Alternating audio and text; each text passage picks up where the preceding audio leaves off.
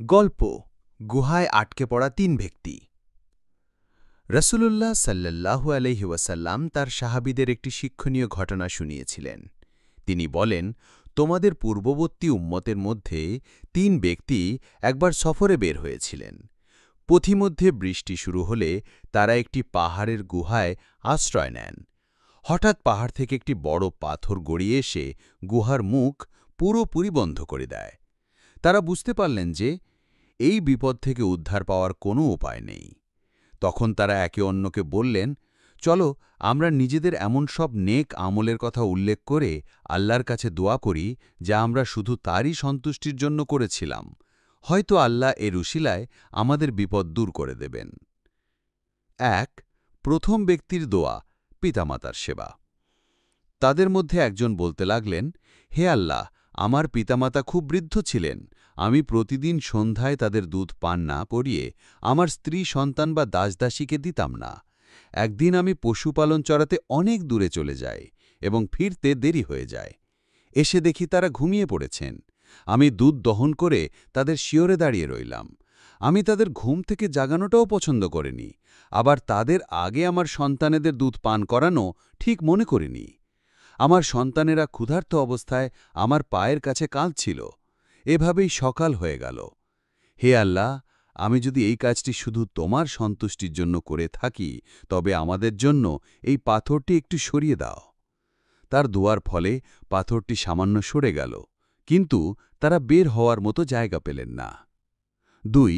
দ্বিতীয় ব্যক্তির দোয়া, আল্লাহর ভয় পাপ থেকে বিরত থাকা।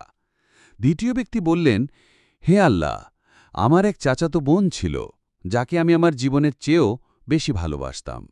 আমি তার সাথে মিলিত হতে চেয়েছিলাম, কিন্তু সে রাজি হয়নি।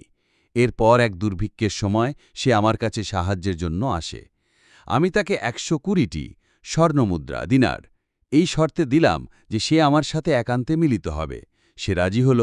যখন আমি তার দুই পায়ের মাঝে বসলাম, অর্থাৎ পাপ কাজে লিপ্ত হতে উদ্যত হলাম, তখন সে বলল, হে আল্লাহর বান্দা, আল্লাহকে ভয় করো, অন্যায়ভাবে আমার সতীত্ব নষ্ট করো না। এ কথা শুনে আমি সাথে সাথে উঠে পড়লাম এবং স্বর্ণমুদ্রাগুলো তাকে দিয়ে দিলাম। হে আল্লাহ, আমি যদি এই কাজটি শুধু তোমার ভয়, তোমার সন্তুষ্টির জন্য করে থাকি, তবে আমাদের এই বিপদ থেকে উদ্ধার করো। তার এই দোয়ার পর পাথরটি আরও কিছুটা সরে গেল, কিন্তু তখনও তারা বের হতে পারছিলেন না। ৩. তৃতীয় ব্যক্তির দোয়া, আমানত রক্ষা ও শ্রমিকের অধিকার। তৃতীয় ব্যক্তি বললেন, হে আল্লাহ, আমি একবার একজন শ্রমিককে কাজে নিয়োগ দিয়েছিলাম এবং তার পারিশ্রমিক হিসেবে এক ফারাক প্রায় ৩ সা চাল নির্ধারণ করেছিলাম। কাজ শেষে সে তার পারিশ্রমিক না নিয়েই চলে যায়। আমি তার চাল দিয়ে চাষাবাদ করতে লাগলাম।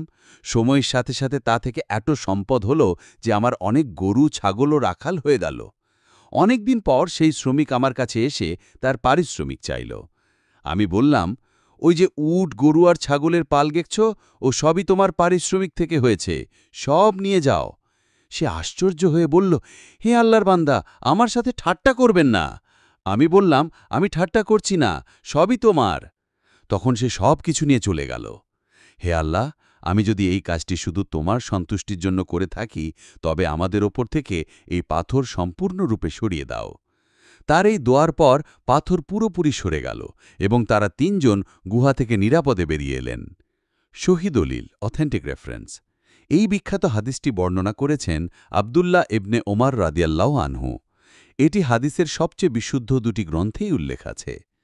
সহি বুখারী, হাদিস নং ৩৪65, কিতাবুল আম্বিয়া, নবীগণের কাহিনী অধ্যায়।